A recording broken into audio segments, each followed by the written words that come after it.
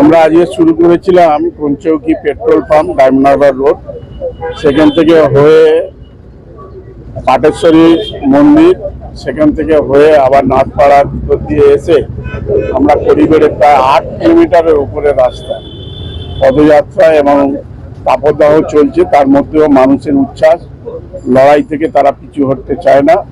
বাংলার একটা অস্মিতা রক্ষা করার লড়াই, বাংলা ভাষার মর্যাদার লড়াই, বাঙালিদের ওপর যে বঞ্চিত করার লড়াই এবং এসআইআর মাধ্যমে যে র্যান্ডাম আমাদের এখানে কেটে দেওয়া হচ্ছে, এর বিরুদ্ধে প্রতিবাদ করার জন্য লড়াই। এই লড়াই আমাদেরকে জিততে হবে, তাই সবাই রাস্তায় নেমে। এতে থেকে বোঝা যায় যে আমরা সারা বছর তাদের পাশে থাকি। একটা কথাই আছে, যারা সবসময় পাশে থাকে তাদের কাছ থেকে সরে যাওয়া উচিত নয়। ভালোবাসলে ঘৃণা করতে নেই, বিশ্বাস করলে আঘাত করতে নেই, এই বিশ্বাসে আমরা চলি। এবং আমরা এটাই বলি, মানুষে হইয়া জন্ম লভিল, মানুষের জন্য করিলাম কি। বলা হলো কর্মই ধর্ম, সেবাই পরম ধর্ম।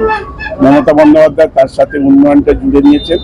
এই জন্য আজকে 94টা জনহিতকর প্রকল্প আমরা মানুষকে উপহার দিতে পেরেছি। এখানে সেন্ট্রাল গভর্নমেন্টের কোনো ভূমিকা নেই।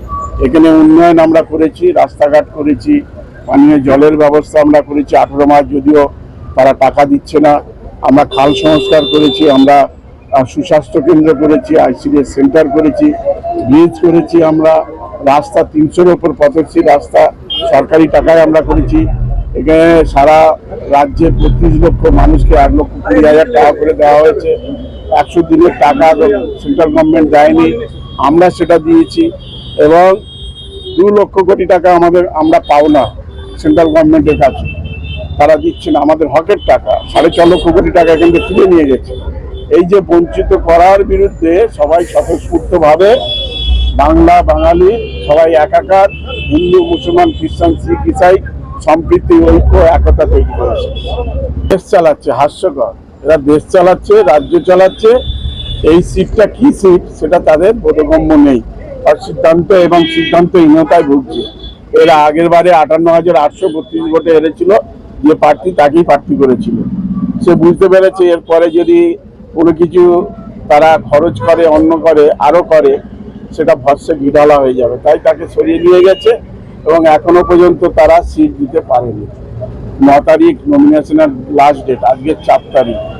জানি না তারা কি অবস্থা করবে। এখন আসলে ওদের মধ্যে কে টাকা নিয়ে ভাগাভাগি করবে, এই নিয়ে এখন লড়াইটা চলছে।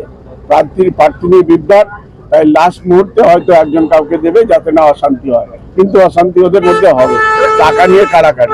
আমরা সারা বছর ধরে মানুষের পাশে থাকি, এই একটা দিন বলে কথা নয়। আমরা যেহেতু মানুষের পাশে আছি, মানুষ আমাদের পাশেই থাকবে, এই বিশ্বাস আমাদের আছে।